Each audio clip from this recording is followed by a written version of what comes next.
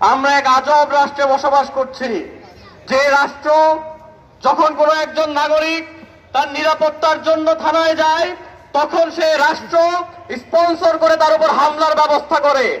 আমরা দেখেছি 1.5 ঘন্টা বসিয়ে রেখে, ভিকটিমকে বসিয়ে রেখে যারা হামলা করেছে তাদেরকে খবর দিয়ে, দাওয়াত দিয়ে এনে থানায় হামলা করার ব্যবস্থা হয়েছে। ছাত্রদলকে দাওয়াত দিয়ে এনে যে প্রশাসন এই হামলার ব্যবস্থা করেছে, আমরা সেই প্রশাসনকে ধিক্কার জানাই। তারা তো এই প্রশাসন ব্যর্থ হয়েছে নিরাপত্তা দানের ক্ষেত্রে। আমরা পরবর্তী সময়ে দেখেছি ভিকটিমকে তারা সারা রাত বসিয়ে রেখে তারা যারা হামলা করেছে তাদের অভিযোগ গ্রহণ করেছে, কিন্তু এখন পর্যন্ত ভিকটিমের নিরাপত্তার জন্য এখন পর্যন্ত তারা কিছু করতে পারেনি।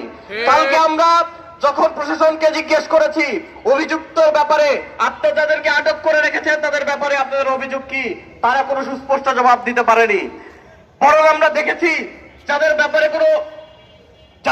কোনো অভিযোগ নাই তাদেরকে সারা রাত আটকে রাখা হয়েছে, কিন্তু যাদেরকে মিডিয়ার সামনে, সারা বাংলাদেশের সামনে যারা আক্রমণ করেছে ডাকসু নেতৃবৃন্দের উপরে, সাংবাদিকদের উপরে, আমরা দেখতে পেলাম যে এই প্রশাসন সেই হামলাকারীদের বিরুদ্ধে কোন ধরনের ব্যবস্থা গ্রহণ করতে এখন পর্যন্ত ব্যর্থ হয়েছে।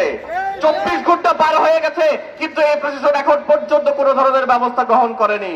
প্রিয় উপস্থিতি, আমরা আরো দেখেছি এই বিশ্ববিদ্যালয় প্রশাসন যারা দাবি করে থাকে জুলাই বিপ্লবের পরে এই প্রশাসন প্রতিষ্ঠিত হয়েছে, অথচ আমরা দেখলাম তাদেরকে ফোন করার পরে তারা সেই আবার আওয়ামী লীগের প্রশাসন যে ভাষায় কথা বলতো, আমরা দেখছি, আমরা চেষ্টা করছি ঠিক সেই একই ভাষায় তারা আমাদেরকে কালকে বুঝ দিয়েছে, কিন্তু আমরা দেখেছি তারা কোনো ধরনের ভূমিকা পালন করেনি।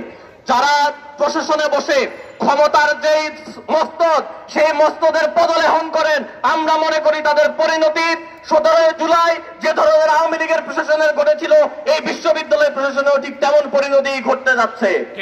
যদি আপনারা শিক্ষার্থীদের যে অধিকার, সেই অধিকারের ক্ষেত্রে সচেষ্ট না থাকেন, যদি শিক্ষার্থীদের যখন নির্যাতন করা হয় সেই নির্যাতনের ক্ষেত্রে যদি আপনারা প্রতিকার করতে না পারেন, তাহলে শিক্ষার্থীরা এর কঠোর জবাব দেবে। প্রিয় উপস্থিতি, আমরা দেখলাম সারা দেশে